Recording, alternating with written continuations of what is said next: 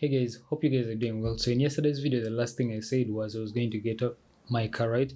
And in this video, I just want to talk briefly about how the experience was for me. At least I made a plan, or I give myself this end goal that before the year ends, I have to get the car out of the garage and on the road, and I'm actively using it, right?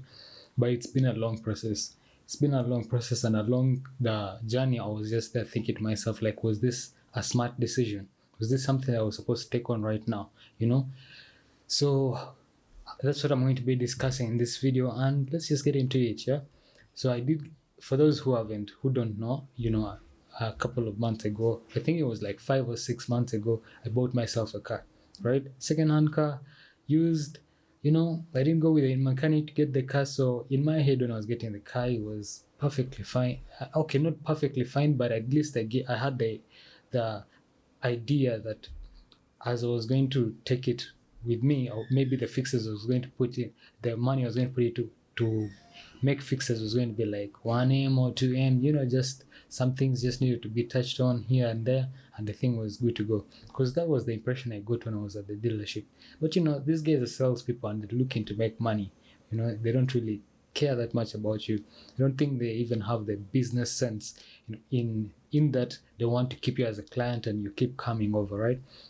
Usually they're just looking to make a sale. So yeah, the car did have some issues, and for me personally, when I got the car out, I mean, someone else could have just gotten the car out and just taken it for a little bit of servicing here and there, and maybe just touched a little bit of stuff and just drove the car, just actively started driving the car, right? Because it was moving, it could move, and I did drive the car from the dealership to my brother's apartment, right?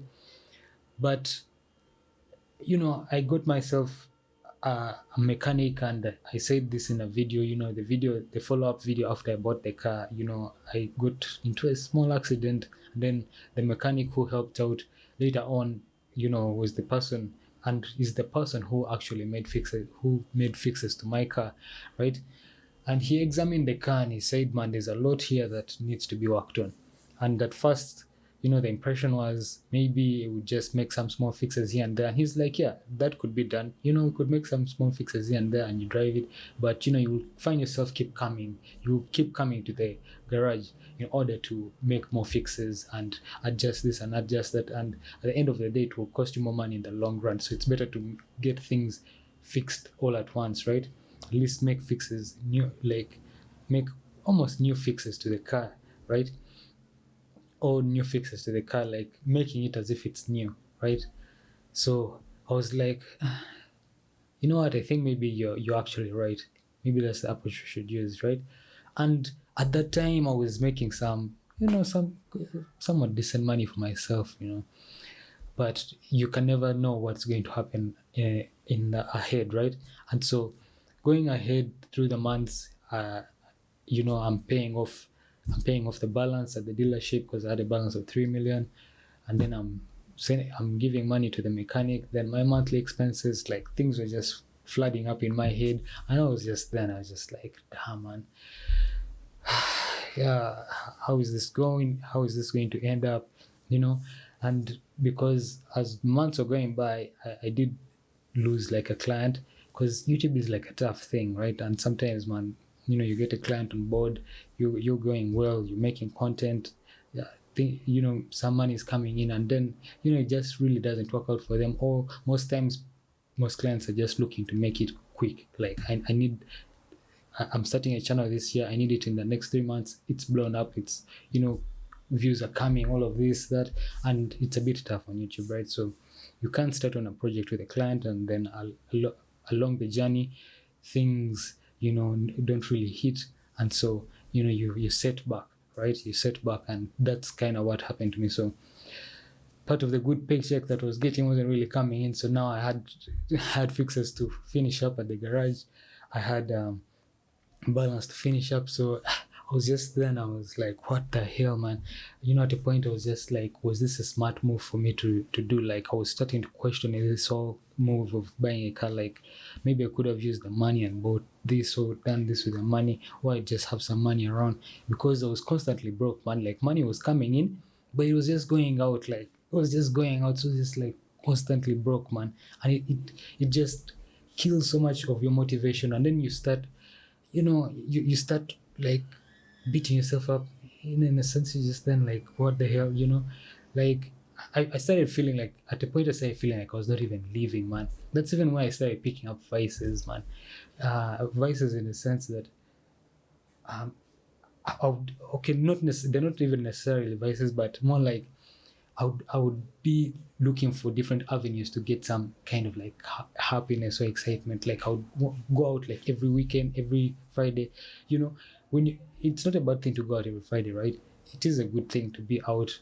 After a long week of work, go out, spend some time with friends and all. But in this case, I was not doing it as a luxury thing, as a thing to reward myself, but more of a thing to escape my immediate reality, right? And also, I started playing with Tinder, playing with Tinder, looking for a partner. I don't know, like I was just looking for different ways to get a win. Like, I did speak in one of my videos, some of my videos a while ago. I was looking to get a win, like small wins, because this win of getting a cow is like exhausting me. So I was looking for a small win, something that I can reward myself and be like, okay, there's some progress elsewhere. So I did try to get myself a partner, and yeah, man, the hours comes, some money got lost, some money got taken up. Like, man, it was just a crazy journey, man. It was just a crazy journey, and this is all because I'm there questioning myself, like, man, I have this car thing, man. At the point, I was even just thinking to myself, like, maybe I should just let the car go, man. Maybe even I could just leave it at the garage and just forget about it or something like that. Like, how much was it? 7 million for the car. You know what? Maybe it could just stay there. Like, I was just thinking in my head, like, possibly, maybe I could just do that. But then I told myself, you know what? Instead of me doing that, like, I could just make little progress, in the sense that you, at least every month, you're taking something over, so that this can be added on, that can be added on, this can be bought, that can be bought. Yeah. And perhaps that was not the best strategy, or maybe it was. I don't really know, because sometime last month I thought the car was entirely fixed, and I'd spent like 3.5 with the mechanic. I think it was 3.7 with the mechanic, and I thought everything was done.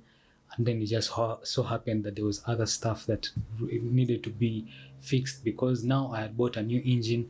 There was a new engine in the car. It had more power and what. So there's other things that also needed to be worked on, like the gearbox, the steering wheel, and what. Like, there was other stuff that needed to be sorted, because now there's a new engine. So the other stuff are also rusty. Stuff also need to be worked on. The brakes, what. So now I found myself again in this whole dilemma again. Now I need to work on this other thing. So now again, I went ahead and took some money over this month, and now getting into Christmas. Yes, the goal has been reached. The car is parked. Like, I got the car out, and it's parked well, and yeah, I am broke. Like, I'm really broke. Like, I have nothing on me. In fact, Christmas is just going to be like lockdown. I've been telling people, like, if anyone's like, oh, what's up? What are you doing for Christmas?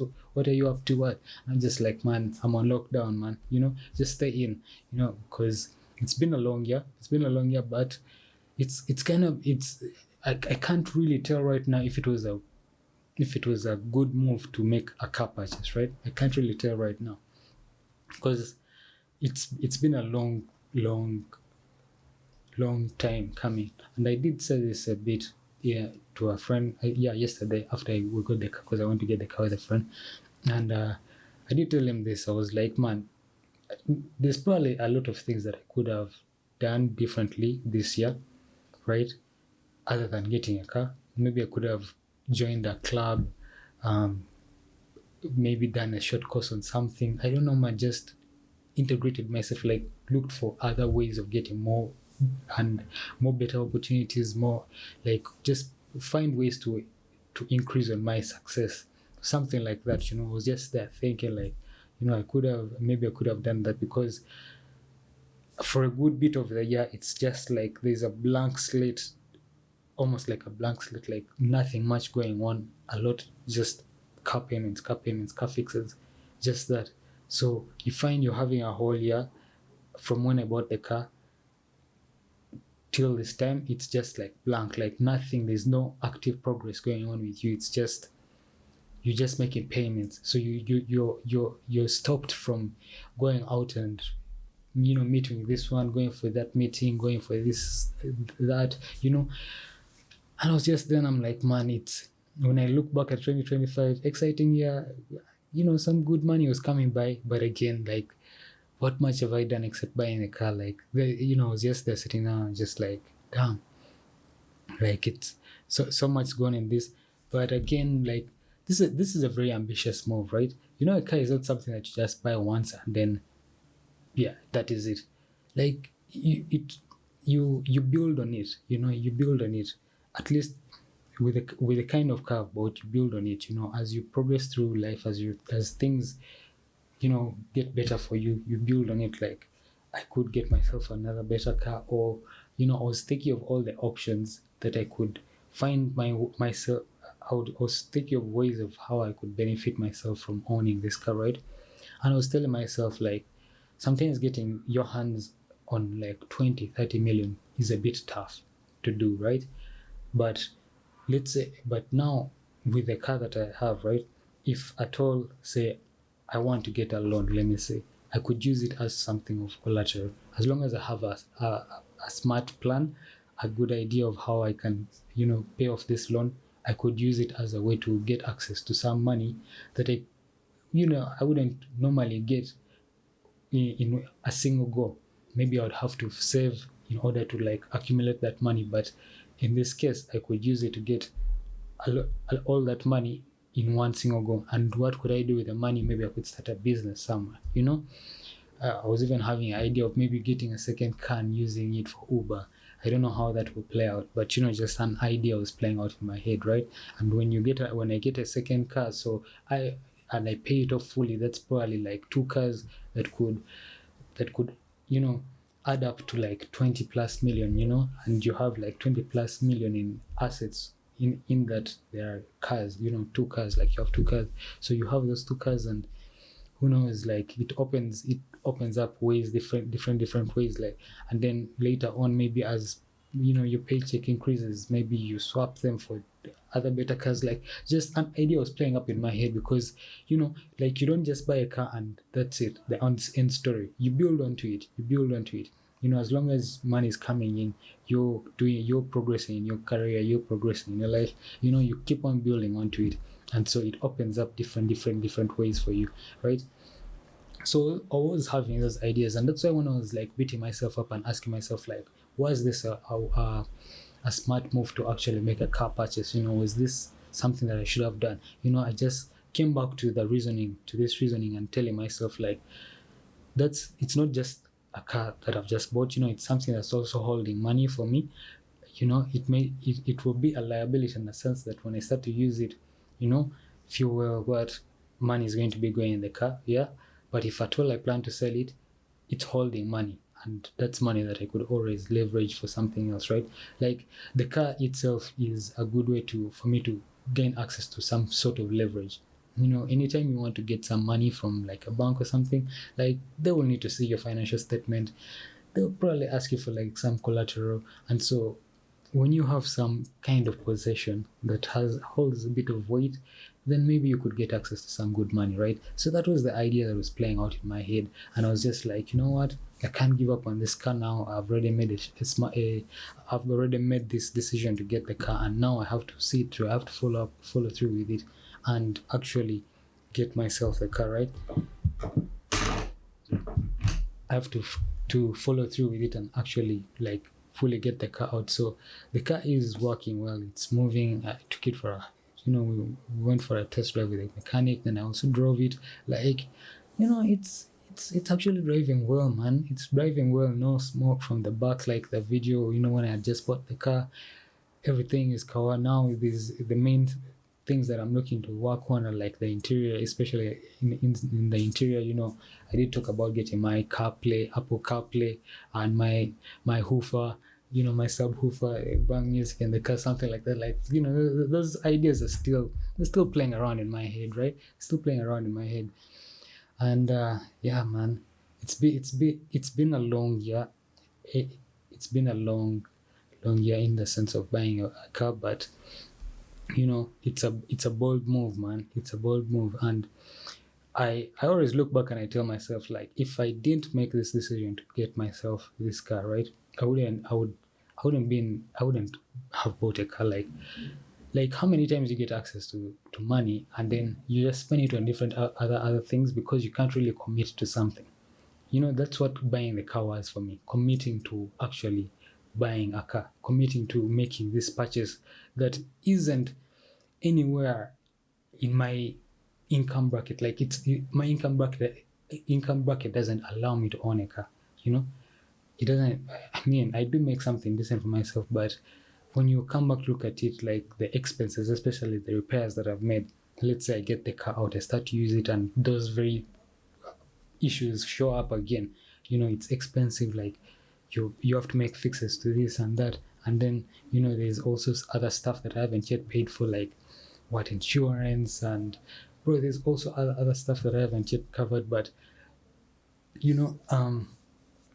getting yourself a car, sometimes you can't wait for life to fully align itself before you can actually make a bold move of buying a car. You take on life. You make sure you go at life, and then you attempt stuff, right? And in the process, as you're going through the process, my lord, man, going through the process is the hardest, man. You just, because in your head very well you have mechanic is calling. He's like, bro, you haven't brought in any money this month. Like, what's up? We still have things to work on.